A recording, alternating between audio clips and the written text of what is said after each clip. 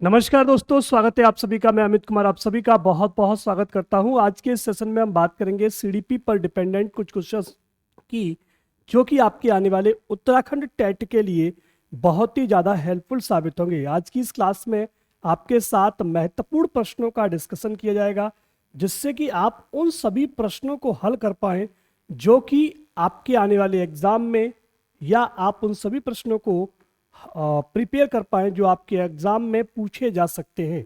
चलिए तो शुरुआत करते हैं उत्तराखंड टेट के बाल विकास प्रश्नोत्तरी 3 की, अर्थात प्रैक्टिस सेट 3 की। इससे पहले हम 2 प्रैक्टिस सेट आपके साथ डिस्कस कर चुके हैं। अगर आपने नहीं देखे हैं तो उन वीडियोस को जाकर के जरूर देख लीजिएगा। पहला प्रश्न आपके सामने कि निम्न में से कौन सी अधिगम की एक विशेषता नहीं है। कहा गया अधिगम का अवलोकन प्रत्यक्ष रूप से किया जा सकता है, अधिगम व्यवहार में अपेक्षाकृत स्थायी परिवर्तन लाता है, अधिगम प्राणी की अभिवृद्धि है, और अधिगम एक लक्ष्योन्मुख है। तो आपको बताना है कि इस प्रश्न का सही जवाब क्या होगा। अधिगम की जो विशेषता नहीं है वो है कि जो अधिगम होता है उसका अवलोकन साथियों प्रत्यक्ष रूप से नहीं किया जा सकता। ये बात आप भी समझ रहे होंगे, क्योंकि जो विशेषताएं होती हैं अधिगम की, जो विशेषता होती है वो क्या होती है। अधिगम की विशेषता होती है कि अधिगम लगातार चलने वाली एक प्रक्रिया है। सबसे पहली चीज, अधिगम व्यवहार में अपेक्षाकृत स्थायी परिवर्तन लाता है, अधिगम प्राणी की अभिवृद्धि है, अधिगम एक लक्ष्योन्मुख प्रक्रिया है। ठीक है, ये 4 तो हमारे क्या है, ये 3 तो हमने अभी देखे कि ये विशेषताएं हैं। उसके बाद जो हमारा रहता है कि अधिगम एक सार्वभौमिक प्रक्रिया है, साथ ही साथ अधिगम व्यवहार में परिवर्तन है। क्या करता है भाई, अधिगम जो है वो व्यवहार में परिवर्तन भी लाता है। तो आपका जो सही जवाब होगा यहाँ पर वो है ए ऑप्शन, कि यह अधिगम की विशेषता नहीं है। चलते हैं अगले प्रश्न पर। क्रिया प्रसूत अनुबंधन का दूसरा नाम क्या है। समीपस्थ अनुबंधन, नैमित्तिक अनुबंधन, प्राचीन अनुबंधन, चिन्ह अनुबंधन। देखिए, जब भी आप वीडियो को देखें, पहले देखें या बाद में देखें, आप उत्तरों को कमेंट जरूर किया कीजिए। इससे क्या होता है कि हमें भी पता चलता है कि हमारे जो स्टूडेंट्स हैं उन वे कितने प्रश्न कर पा रहे हैं। यहाँ पे 30 प्रश्न कराए जाएंगे। उन 30 में आप हमें बताइएगा कि 30 प्रश्नों में से आपने 20 प्रश्नों का सही जवाब दिया, 5 का सही जवाब दिया, 10 का सही जवाब दिया, जिससे कि हमें यह पता चले कि आपका एवरेज स्कोरिंग क्या आ रहा है, जिससे पता चल पाए कि आप कितना स्कोर करने वाले हो। उत्तर आता है क्रिया प्रसूत अनुबंधन का जो दूसरा नाम है वह साथियों नैमित्तिक अनुबंधन है। क्या है, नैमित्तिक अनुबंधन है। क्लियर हो गई बात। अगला प्रश्न आपके सामने है। अगला प्रश्न आप देखेंगे कि अनुकूलित अनुक्रिया सिद्धांत किसके अनुकूल पर बल देता है। कहा गया किसके अनुकूलन पर बल देता है। कहा गया तर्क पर, व्यवहार पर, चिंतन पर और अभिप्रेरणा पर। तो आपको बताना है कि अनुकूलित अनुक्रिया सिद्धांत किस चीज पर बल देता है। तो आप सभी यहाँ पे समझ पाएंगे कि जो अनुकूलित अनुक्रिया का सिद्धांत है वह अनुकूलन पर बल देता है। किस पे दोस्तों, अनुकूलन के व्यवहार पर बल देता है। अर्थात यहाँ पर जो सही जवाब होगा वो आपका बी ऑप्शन हो जाएगा। बात आती है कि यह किसने प्रतिपादित किया था। तो इस सिद्धांत का प्रतिपादन मनोवैज्ञानिक इवान पेट्रोविच पावलोव द्वारा वर्ष 1904 में किया गया था। इनके अनुसार एक अनुकूलित अनुक्रिया है। पावलोव ने इसका प्रयोग यह बताया कि संबंध सहज क्रिया के सिद्धांत का संबंध शरीर विज्ञान से है, और उन्होंने यह जो चीज देखी थी वो कुत्ते के ऊपर दोस्तों प्रयोग किया था। पावलोव ने कुत्ते के ऊपर प्रयोग किया। जब वे घंटी बजाते थे तो कुत्ते की दोस्तों लार टपकने लगती थी। मतलब वो क्या हो गया था, पूरी तरह से अनुबंधित हो गया था। ठीक है, तो याद रखेंगे, व्यवहार हो जाएगा। चलते हैं अगले प्रश्न पर कि निम्न में से कौन सा थार्नडाइक के अधिगम के प्राथमिक नियमों में शामिल नहीं है। सहचार्यात्मक स्थानांतरण का नियम, अभ्यास का नियम, प्रभाव का नियम, तत्परता का नियम। तो आप सभी जानते हैं कि सहचर स्थानांतरण का जो नियम है यह थॉर्नडाइक अधिगम के प्राथमिक सिद्धांतों में या नियमों में शामिल नहीं है। सीखने के वक्र अभ्यास द्वारा सीखने की मात्रा, गति और प्रगति की सीमा को ग्राफ प्रदर्शित करते हैं। यह किसने कहा। सीखने का वक्र अभ्यास द्वारा सीखने की मात्रा, ठीक है, और बाकी जो भी है वह साथियों जो स्टेटमेंट है प्रगति की सीमा, यह ग्राफ पर प्रदर्शित एबिंगहॉस ने किया था। ठीक है, सी ऑप्शन इसका सही हो जाता है। प्रश्न अन्वेषण तथा साधन साक्ष्य विश्लेषण निम्न में से किसके उदाहरण है। कहा गया स्वतः शोध के, एल्गोरिदम के, मानसिक वृत्ति के और प्रकार्यात्मक स्थिरता के। तो इस प्रश्न का जो सही जवाब होता है कि प्रश्न अन्वेषण तथा साधन साक्ष्य विश्लेषण निम्न में से, यानी कि यह साथियों स्वतः शोध पर निर्भर करता है। ए ऑप्शन इसका सही हो जाएगा। निम्न में से सामाजिक मूल्य कौन सा है? कहा गया सहायता परक व्यवहार, प्राथमिक लक्ष्य, मूल प्रवृत्ति और आक्रामकता की आवश्यकता। तो यहां पर प्रश्न आपके सामने है कि सामाजिक मूल्य कौन सा है। जब हम सामाजिक मूल्य की बात करते हैं तो आप सभी जानते हैं कि व्यक्ति जब एक दूसरे को संकट की परिस्थिति में उलझा हुआ देखता है, ठीक है, तो उसमें सहायता परक व्यवहार करने की जो आवश्यकता है वो उत्पन्न हो जाती है। एक विचारधारा के मनोवैज्ञानिक समाज जीवन विज्ञान में सहायता परक व्यवहार को दोस्तों बढ़ावा देते हैं, यानी कि आपका ए ऑप्शन सही हो जाएगा और ये सामाजिक मूल्य का उदाहरण है। निम्न में से अधिगम में योगदान देने वाले मनोवैज्ञानिक कारकों में से कौन शामिल नहीं है? अधिगम की इच्छा, प्रेरणा, रुचि, विषय वस्तु। तो इस प्रश्न का सही जवाब क्या होगा कि अधिगम में योगदान देने वाली, मतलब किसी के सीखने में जो सहायता करने वाली या योगदान देने वाले जो मनोवैज्ञानिक कारक है उनमें विषय वस्तु का स्वरूप, यानी कि जो भी हमारा कंटेंट होता है उसका स्वरूप जो है वह शामिल नहीं होता है। ठीक है, आप समझ गए। अधिगम जो होता है वो वही सीखना होता है और यह प्रक्रिया जीवन भर चलती रहती है। ठीक है, अधिगम जो है उससे व्यक्ति का सर्वांगीण विकास होता है, इसके द्वारा जीवन के लक्ष्य को प्राप्त करने में सहायता मिलती है। साथ ही साथ अधिगम की इच्छा, प्रेरणा, रुचि अधिगम में योगदान देने वाले मनोवैज्ञानिक कारकों में शामिल होती है। क्लियर होगी बात? आगे चलते हैं। पियाजे के अनुसार संज्ञानात्मक विकास की तृतीय अवस्था निम्न में से कौन सी है? तो जब आप पियाजे की संज्ञानात्मक विकास की तृतीय अवस्था की बात करते हैं, ठीक है, तो इनमें से जो आपकी अवस्था होती है वो मूर्त अवस्था होती है। ठीक है, मूर्त संक्रियात्मक अवस्था यह साथियों संज्ञानात्मक विकास की तृतीय अवस्था होती है। गिरोह अवस्था किस आयु वर्ग एवं विलंब विकास से संबंधित है? जो गिरोह की अवस्था होती है उसे कौन सी अवस्था कहते हैं? यह जो गिरोह की अवस्था होती है वो दोस्तों बाल्यावस्था के बीच में आती है। कहाँ आती है? बाल्यावस्था के बीच में आती है। इस समय पर बच्चा जो है वो गिरोह में रहना पसंद करता है। तो यह उम्र 8 से 10 साल एवं समाजीकरण की उम्र होती है। मतलब दोस्तों ये क्या होती है? जो बचपन से अधिक और किशोरावस्था से पूर्व की आयु होती है। यह बच्चों की प्राथमिक शिक्षा का दौर होता है। इसमें दोस्तों बच्चों में परिवर्तन और रुचियों का विकास होता है। फ्राइड ने बच्चों की इस आयु को लेटेंसी पीरियड कहा है। क्या कहा है?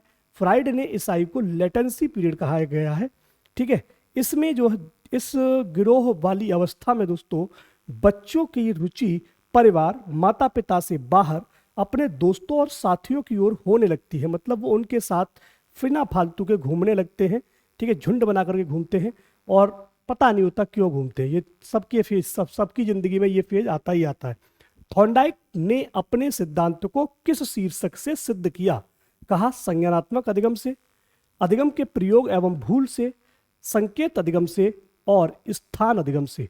थॉर्नडाइक ने अपने सिद्धांत को किस शीर्षक से सिद्ध किया?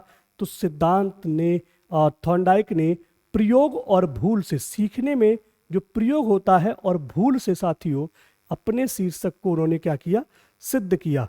1898 में साथियों उनके द्वारा शीर्षक अधिगम के प्रयास एवं भूल साथियों, ठीक है, कब बात हो रही है?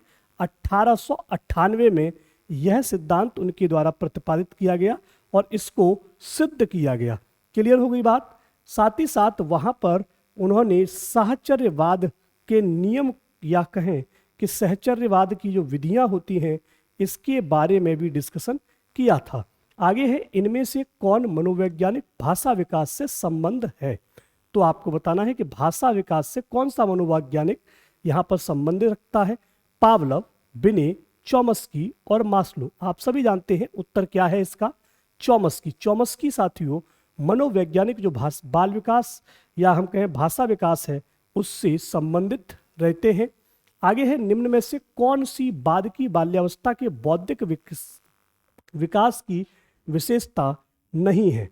तो कहा गया भविष्य की योजना की सूझबूझ, विज्ञान की काल्पनिक कथाओं में अधिक रुचि, बढ़ती हुई तार्किक शक्ति, काल्पनिक भयों का अंत। तो आपको बताना है कि बाल्यावस्था के बौद्धिक विकास की क्या विशेषता नहीं है। तो बाल्यावस्था में बच्चों के बौद्धिक विकास में निम्नलिखित विशेषताएं होती हैं। कौन कौन सी विशेषताएं होती है पहले वो समझ लो। सहज प्रवृत्तियां और मूल प्रवृत्तियों का विकास होता है, रुचियों का विस्तार होता है, बालक के चिंतन का विकास होता है, समस्या समाधान की प्रवृत्ति में वृद्धि एवं विकास देखने को मिलता है, सृजनात्मकता का विकास होता है, साथ ही साथ संवेगात्मक विकास के अंतर्गत काल्पनिक भयों का अंत होता है। अर्थात दोस्तों इस प्रश्न का जो सही जवाब होगा वो है भविष्य की योजना की इनके पास सूझबूझ नहीं होती, यानी कि ये आपका उत्तर यहाँ पे सही हो जाएगा। चलते हैं अगले प्रश्न पर। पियाजे के सिद्धांत के अनुसार प्राक संक्रियात्मक अवस्था की अवधि क्या है? 4 से 8 वर्ष, जन्म से 2 वर्ष, 2 से 7 वर्ष और 5 से 8 वर्ष। ये जीन पियाजे की बात हो रही है। जीन पियाजे ने आप जानते हो 4 अलग अलग अवस्थाएं बताई हैं। तो कौन कौन आपसे कहा है कि प्राक संक्रियात्मक अवस्था की अवधि बताइए। तो ये जो अवस्था होती है वो कौन सी होती है? यह अवस्था आप सभी नोट कर लीजिएगा अपने पास, 2 से 7 वर्ष होती है। ठीक है, इसे फिर से 2 अलग अलग भागों में बांटा गया है। एक रहती है प्राक संप्रत्यायक अवधि। कौन सी? प्राक संप्रत्यायक अवधि। ठीक है, अब ये जो विधि होती है, ये जो अवधि होती है वो 2 से 4 वर्ष होती है, और इसी प्रकार से जो एक होती है वो 4 से 7 होती है। इस अवधि को क्या कहा जाता है? तो इस अवधि को अंतर्देशी अवधि कहा जाता है। क्या कहते हैं भाई? इस अवधि को अंतर्देशी अवधि कहा जाता है। क्लियर रहेगा? क्लियर रहेगा। बाकी अगर हम बात करते हैं पियाजे की, तो पियाजे ने जन्म से लेके मतलब 0 से लेके अगर हम 2 वर्ष की अवस्था की बात करें तो ये इसे साथियों संवेदी गतिक अवस्था कहा है।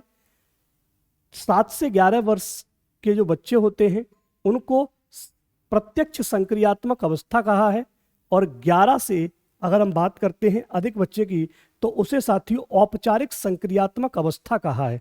इसका दोस्तों आपको शॉर्ट वीडियो नीचे दे दिया गया है, उसे आप जाकर के जरूर देख लीजिएगा।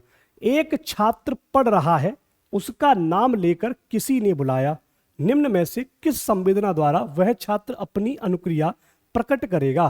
कहा गया दृष्टि संवेदना, स्पर्श संवेदना, ध्वनि संवेदना और प्रत्यक्ष संवेदना। तो यानी कि अगर ऐसा होता है, उसे आवाज लगाकर किसी ने अगर बुलाया है, ठीक है, तो वहां पर ध्वनि संवेदना देखने को मिलती है। क्या मिलती है बेटा? ध्वनि संवेदना देखने को मिलती है। अर्थात इसका जो सही जवाब होगा वो आपका सी ऑप्शन हो जाएगा। आपने वीडियो को लाइक नहीं किया है तो वीडियो को लाइक कीजिएगा और अपने दोस्तों के साथ शेयर जरूर कीजिएगा, जिससे कि और भी साथी जुड़े। ठीक है, आगे चलते हैं कि शैक्षिक सुधारों में प्रभावी विकेंद्रीकरण तभी संभव होगा जब खंड और संकुल संदर्भ केंद्रों की भागीदारी बढ़े, स्थानीय संदर्भ व्यक्ति उपलब्ध हो, अध्यापकों के पास संसाधन और प्रासंगिक सामग्री भी मौजूद हो। भाई शैक्षिक सुधारों का जो प्रभावी विकेंद्रीकरण है यह कैसे बढ़ सकता है? यह केवल और केवल तभी बढ़ सकता है जब खंड और संकुलों के संदर्भ में केंद्रों की भागीदारी बढ़े, साथ ही साथ जो वहां के स्थानीय संदर्भ व्यक्ति हैं वह भी उपलब्ध रहे। अर्थात इसका सही जवाब क्या होगा?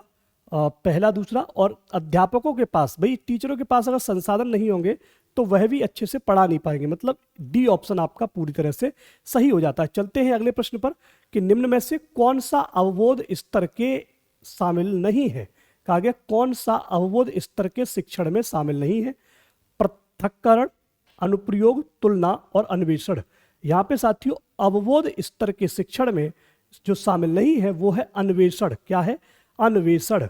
मतलब क्या होता है कि अवबोध स्तर के शिक्षण में शिक्षक छात्रों के सामने पाठ्यपुस्तक को इस प्रकार प्रस्तुत करता है कि छात्रों को अवबोध के लिए अधिक से अधिक अवसर मिले, छात्रों में आवश्यकता के अनुसार सूझबूझ उत्पन्न हो।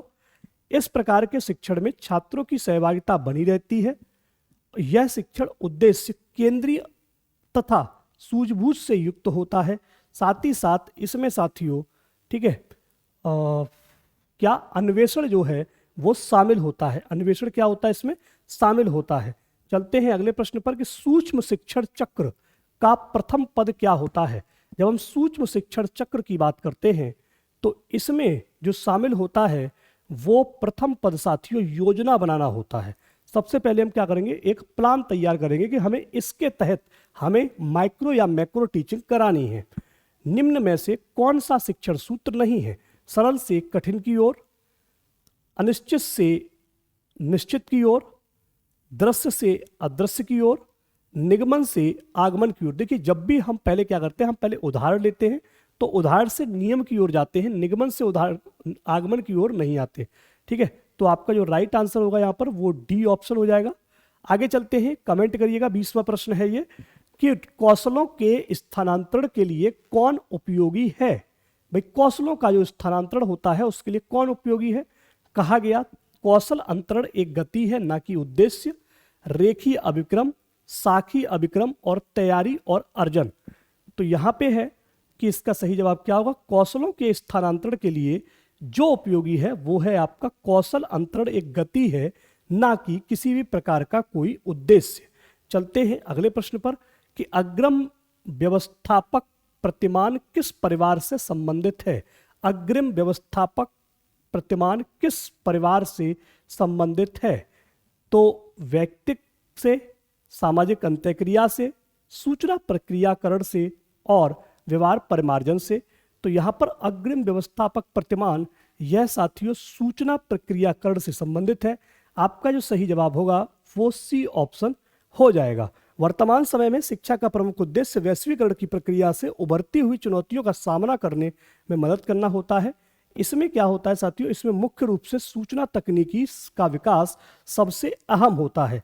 इसके माध्यम से शिक्षण कौशल और अग्रिम रणनीतियों पर निर्णय लेने में क्या होती है, आसानी होती है। चलते हैं अगले प्रश्न पर कि अभिप्रेरणा का प्रत्याशा सिद्धांत किसके द्वारा दिया गया? अभिप्रेरणा, देखिए विक्टर ब्रूम, मास्लो, हर्जबर्ग और स्किनर। जब अभिप्रेरणा का प्रत्याशा का जो सिद्धांत साथियों वह आपका किसने दिया? तो यह सिद्धांत विक्टर ब्रूम के द्वारा दिया गया। इस सिद्धांत के द्वारा व्यक्ति ही तय करेगा कि एक विशेष लक्ष्य को प्राप्त करने के लिए वह आत्म संयम कब लागू करे, जबकि अभिप्रेरणा का प्रयोजन सिद्ध अब्राहम मास्लो। ये दोस्तों अब्राहम मास्लो ने कौन सा सिद्धांत दिया? तो आप नोट कर लीजिए अपने पास कि अभिप्रेरणा का प्रयोजन सिद्धांत किसके द्वारा दिया गया? अब्राहम मास्लो के द्वारा दिया गया। दोहरा कारक सिद्धांत फ्रेडरिक हर्जबर्ग के द्वारा दिया गया। फ्रेडरिक हर्जबर्ग, ठीक है, कौन सा सिद्धांत दिया इन्होंने? दोहरा कारक। और अगर हम बात करते हैं स्किनर की, तो आप सभी जानते हैं क्रिया प्रसूति का सिद्धांत, ठीक है, यह किसके द्वारा दिया गया? स्किनर के द्वारा दिया गया। निम्न में से कौन सा अच्छे शिक्षण की विशेषता नहीं है? स्वेच्छाधारी, जनतांत्रिक, सहानुभूतिपूर्ण और वांछनीय सूचनाएं देने वाला। तो यहां पर अच्छे शिक्षण की विशेषता नहीं है, वो है स्वेच्छाचारी। स्वेच्छाचारी। चलते हैं अगले प्रश्न पर कि संज्ञानात्मक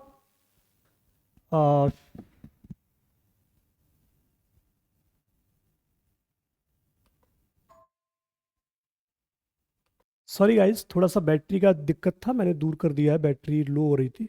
यहाँ पे हम बात कर रहे हैं संज्ञानात्मक क्षेत्र का सही क्रम क्या है? कहा गया ज्ञान, अनुप्रयोग, अवबोध, विश्लेषण। तो यहाँ पे संज्ञानात्मक क्षेत्र का सही क्रम, जो सही क्रम है वो मैं आपको डायरेक्ट बता देता हूँ कि सबसे पहले ज्ञान, फिर अवबोध करना, फिर उसका अनुप्रयोग करना, उसमें से कुछ चीज़ों का विश्लेषण करना, विश्लेषित करने के बाद में उसका संश्लेषण करते हुए फिर मूल्यांकन करना। यह संज्ञानात्मक क्षेत्र का सही दोस्तों क्या है? क्रम है। याद कर लीजिए, सबसे पहले हम पहले ज्ञान मिलेगा, उसको आप सही प्रकार से अवबोधित करोगे कि हमने ये चीज़ यहाँ से सीख ली है, ठीक है। उसके बाद उसका अनुप्रयोग करोगे, फिर आप उसका विश्लेषण करते हुए संश्लेषण करोगे और फिर साथियों मूल्यांकन पर जाओगे। निम्न में से कौन सा संवेग का तत्व नहीं है? कहा गया व्यवहारिकतात्मक, दैहिक, संवेदी और संज्ञानात्मक। अगर हम संवेग का तत्व दोस्तों जो नहीं है वो है संवेदी। क्या है? संवेदी।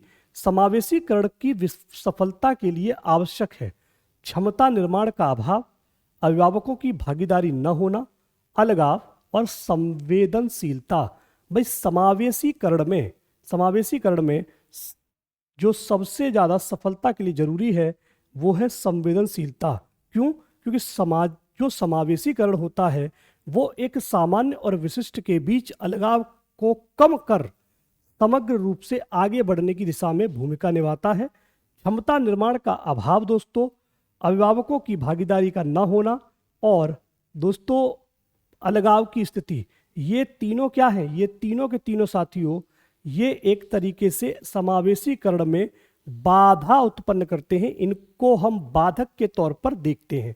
चलते हैं अगले प्रश्न पर कि अधोलिखित में गणित संबंधी अधिगम अक्षमता का कौन सा पद परिभाषित करता है?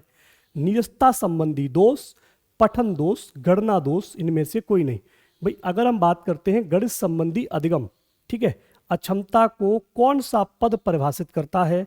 तो वो पद है आपका गणना दोष। मतलब हमें काउंटिंग मिस्टेक्स हो जाती हैं, ठीक है, वो वहां पर सही हो जाएगा। चलते हैं अगले प्रश्न पर। कहा गया कि समावेशी कक्षा में किस प्रकार का छात्र शामिल होते हैं? केवल विशिष्ट छात्र, सामान्य और विशिष्ट छात्र, केवल सामान्य छात्र और बहुभाषी और प्रतिभाशाली छात्र। अगर हम बात करते हैं यहाँ पर समावेशी कक्षा में, तो समावेशी से कक्षा में साथियों जो विशिष्ट बालक होते हैं, साथ ही साथ जो सामान्य बालक होते हैं, वे दोनों ही बालक क्या होते हैं भाई? शामिल होते हैं। क्या होते हैं? शामिल होते हैं। आपको यहाँ पर बताना है कि आपने कुल कितने प्रश्नों का जवाब सही दिया है। आगे है किसी भी नई भाषा को सीखने के लिए कहाँ से प्रारंभ किया जाना चाहिए? अक्षरों व शब्दों के मध्य सहचर्य से, वाक्य निर्माण से, शब्दों के निर्माण से, उपरोक्त में से कोई नहीं। देखिए जब बात की जाती है कि किसी भी नई भाषा को सीखने के लिए सबसे पहले जरूरी होता है कि आप उसकी जो अक्षर हैं, जो शब्द हैं, उनके बीच के संबंध को समझने का प्रयास करें, उनके सहचर्य को समझने का प्रयास करें। इसका सही जवाब ए ऑप्शन हो जाएगा। कोहलर यह सिद्ध करना चाहता था कि सीखना एक ऐसी स्थिति में जिसमें व्यक्ति पशु से श्रेष्ठ है, स्वायत्त यादृक ऐच्छिक क्रिया है, संज्ञानात्मक संकार्य है, परिस्थितियों के विभिन्न अंगों का प्रत्यक्षीकरण है। तो जो कोहलर थे ना, कोहलर, ठीक है, कोहलर, ठीक है, जो कोहर थे वो सिद्ध करना चाहते थे कि सीखना एक संज्ञानात्मक संकार्य है। क्या है? संज्ञानात्मक संकार्य है, ठीक है। इसके लिए कोहलर ने क्या किया था कि अधिगम के क्षेत्र में सूक्ष्म अंतर्दृष्टि का सिद्धांत दिया। इसे संज्ञानात्मक क्षेत्र सिद्धांत भी कहा गया क्योंकि इस सिद्धांत में संज्ञान और प्रत्यक्षीकरण को विशिष्ट महत्व दिया जाता था। इस सिद्धांत के अनुसार कोहलर ने यह तर्क दिया कि किसी समस्या के उपस्थित होने पर व्यक्ति उसका निरीक्षण करता है, अपना ध्यान केंद्रित करता है और समस्या के सभी उपायों को समझता है, वह उनका हल निकालता है। तो आपको वीडियो कैसा लगा हमें कमेंट बॉक्स में कमेंट करके जरूर बताइएगा। वीडियो को लाइक जरूर कीजिए। साथ ही साथ आपने कितने प्रश्नों को हल किया यह भी आप हमें कमेंट बॉक्स में जरूर बताइएगा, ठीक है। आपका बेसब्री से इंतजार रहेगा। अगली क्लास आपकी, ठीक है, तैयार हो चुकी है, तो आप उसके लिए भी तैयार रहिए और जुड़िए हमारे साथ नई क्लास में। तब तक के लिए नमस्कार, जय हिंद, जय भारत। पढ़ते रहें, मस्त रहें, घर पर रहें, स्वस्थ रहें।